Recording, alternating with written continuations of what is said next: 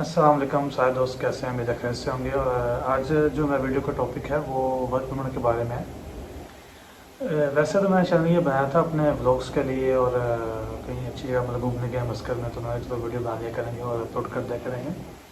लेकिन यहाँ पे कुछ दोस्तों ने मुझे रिक्वेस्ट की थी कि आप इस पर वीडियो बना के अपलोड कर दें, क्योंकि यहाँ पे पूरे गल्फ़ में, ओमान में नहीं खाली पूरे गल्फ़ में ये बहुत ज़्यादा स्कैम हो रहा है, जिसे कहते हैं लीगल स्कैम।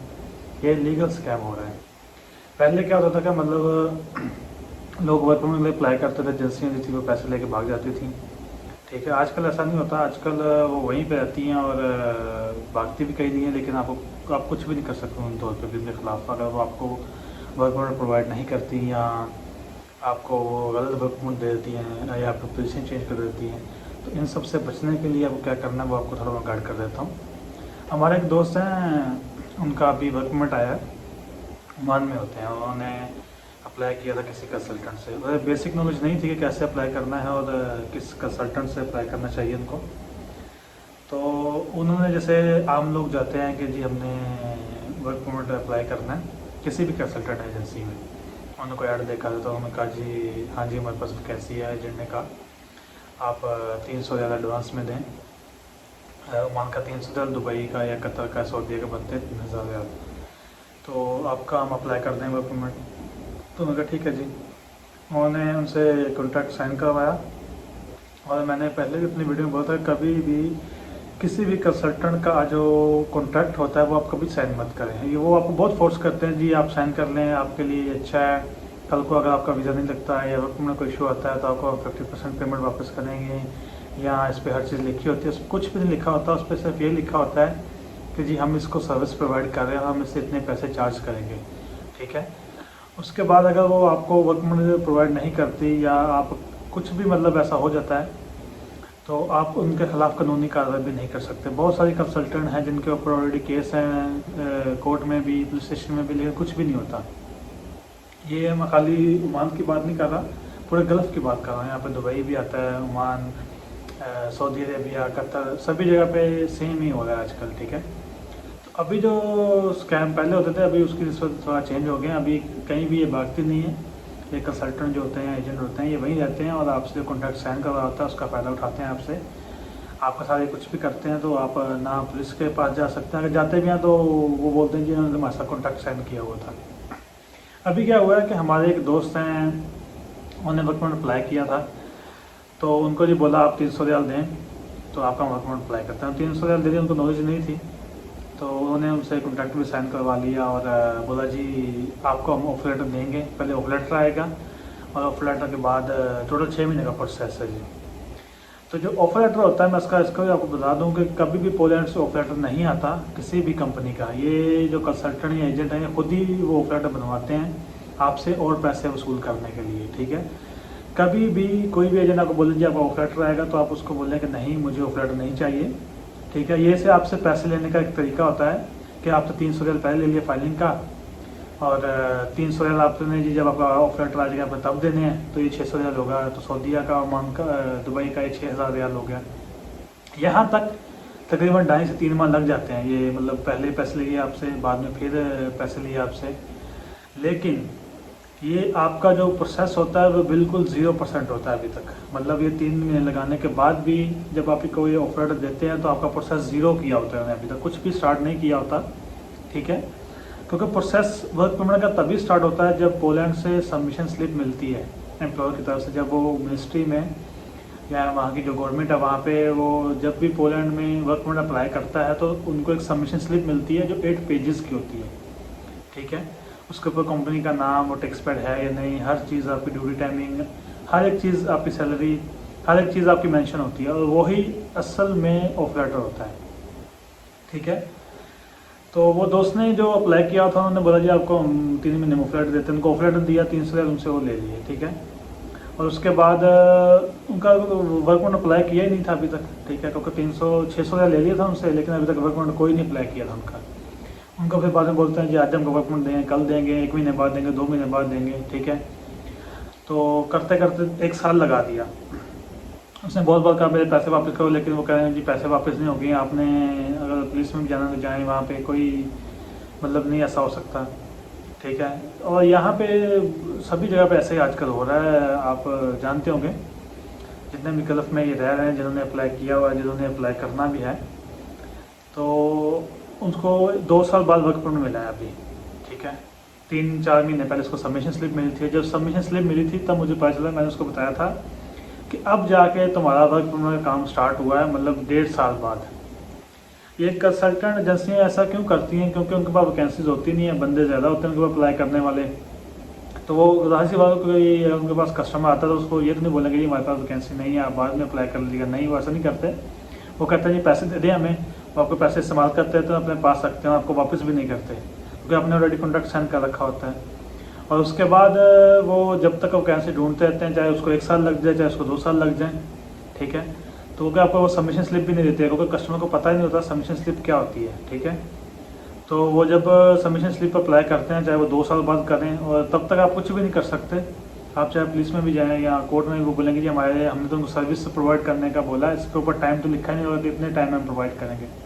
ठीक है, तो उसको जब सबमिशन स्लिप मिली है उसके बाद अब इसको वर्क परमिट मिल गया है, लेकिन वर्क परमिट मिलने के बाद भी उसका साथ स्कैम हो गया। वर्क परमिट ओरिजिनल है, लेकिन वर्क परमिट उसको मिला है 6 मंथ का वर्क परमिट, जो सीजनल वर्क परमिट होता है उसको वो दिया गया है कंसल्टेंट की तरफ से। ठीक है, और जो वर्क परमिट होता है इसमें बहुत सारी कैटेगरी होती हैं, 6 मंथ का भी होता है, 1 साल का भी होता है, उसके बाद 2 साल का भी होता है। ठीक है, इसमें कैटेगरी होती हैं। और जब भी आपने अप्लाई करना हो तो आप इस बात को ज़हन में रखें कि आपने जब अप्लाई करना है तो 2 साल के लिए वर्क परमिट अप्लाई करना है, उससे कम का नहीं।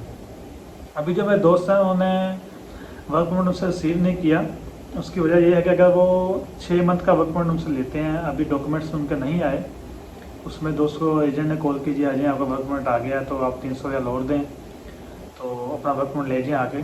जो वर्क परमिट के डॉक्यूमेंट उसको आने में कम से कम 10 से 20 दिन लग जाते हैं पोलैंड से, TCS या DHL के थ्रू।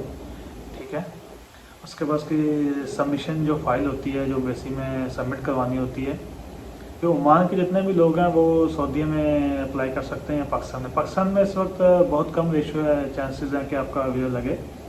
ज़्यादातर रिजेक्शन की रेट ज़्यादा है पाकिस्तान में, लेकिन जो ओमान में है वो सऊदीया में जाएं। सऊदीया में इस वक्त रेशियो बहुत अच्छी जा रही है, सक्सेस जो है वीज़ा स्टैंपिंग की। ठीक है, अगर आपकी फाइलिंग अच्छी से हुई है और आपका डॉक्यूमेंट्स पूरे हैं तो आपका वीज़ा 100% लग जाएगा।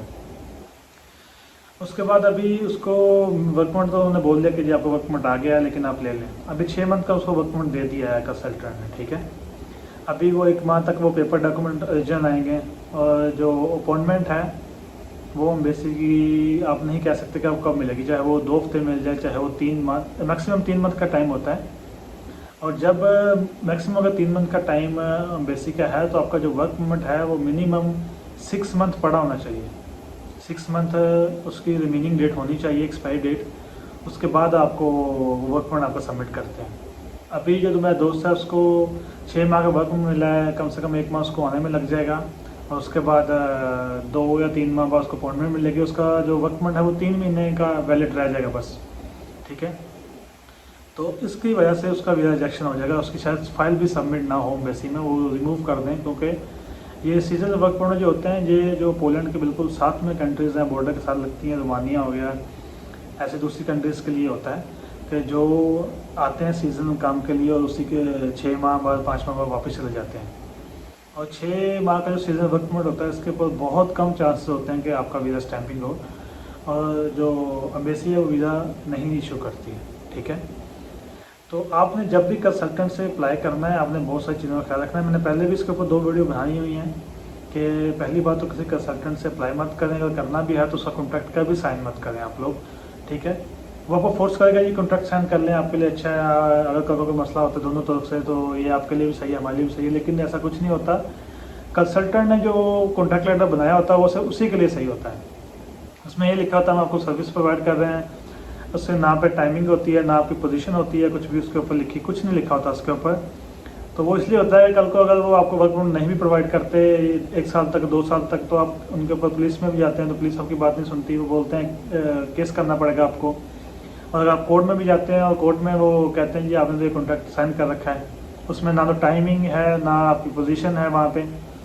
और ज़्यादातर फ्रॉड ये भी होता है कि वर्क परमिट जो है ना आपकी पोजीशन चेंज कर दी जाती है। आप कहते हैं जी हमारे आप प्लम्बर हैं या इलेक्ट्रिशियन है या कोई किसी फील्ड में आप काम कर रहे हैं और एजेंट के पास जाते हैं कि जी मुझे इसी फील्ड में काम चाहिए, वो बोलता है ठीक है जी हमारे पास वैकेंसी है, असल में उसका वैकेंसी होती नहीं है और आपको वो एंड ऑफ द डे आपको वो दे देता है जी वेयर हाउस का वर्क परमिट, जी वहाँ पे पैकिंग काम है या कोई भी काम है, तो आप कुछ नहीं कर सकते क्योंकि जो आपने कॉन्ट्रैक्ट साइन किया होता है उस पर कुछ नहीं लिखा होता, ना आपकी पोजीशन, ना आपने कौन सा काम करना है या क्या, कुछ भी नहीं, तो आप कानूनी तरीके पे भी कुछ नहीं कर सकते। अभी जितने भी कंसल्टेंट हैं, ज़्यादातर एजेंट हैं, ये लीगल आप कह सकते हैं कि स्कैम करते हैं, मतलब इनोसेंट लोगों के साथ जिनको पता नहीं होता कैसे अप्लाई करना है उनसे पैसे लेते हैं। जितने भी कंसल्टेंट हैं उनको कोई नहीं होता कि आपका वीज़ा लगे ना लगे, उनसे अपना एक वर्क परमिट भेजना होता है बस आपको, उनको कुछ नहीं पता होता कि जी इनका वीज़ा लगेगा नहीं लगेगा, चाहे कि इसकी एज 50 साल है, किसी की 60 है, किसी की 100 भी है, तो उनके पास चले जो बोलते हैं हम आपका वर्क परमिट निकाल देते हैं। वर्क परमिट इशू करने के लिए पोलैंड से आपका सिर्फ पासपोर्ट वैलिड होना चाहिए, उसकी बिना पे वर्क परमिट इशू हो जाता है, ठीक है। और जितने भी एजेंट कंसल्टेंट हैं ये सिर्फ और सिर्फ अपना वर्क परमिट बेचते हैं, उनको कोई नहीं होता कि आपका वीज़ा बाद में लगे ना लगे, स्टैंपिंग हो ना हो, आपके डॉक्यूमेंट बाद में पूरे होंगे या नहीं होंगे। और जब भी इनके पास जाते हैं तो ये बोलते हैं सिर्फ आपका पासपोर्ट चाहिए, बाकी और कोई डॉक्यूमेंट नहीं चाहिए, लेकिन एम्बेसी में बहुत सारे डॉक्यूमेंट्स चाहिए होते हैं जिनकी बिना पे वीज़ा स्टैंपिंग होता है। बहुत सारे दोस्त ऐसे भी हैं जिनका वीज़ा रिजेक्ट हुआ है, वर्क परमिट आ भी गया लेकिन बाद में रिजेक्शन हो जाती है, क्यों? क्योंकि उनके पास डॉक्यूमेंट पूरे नहीं होते।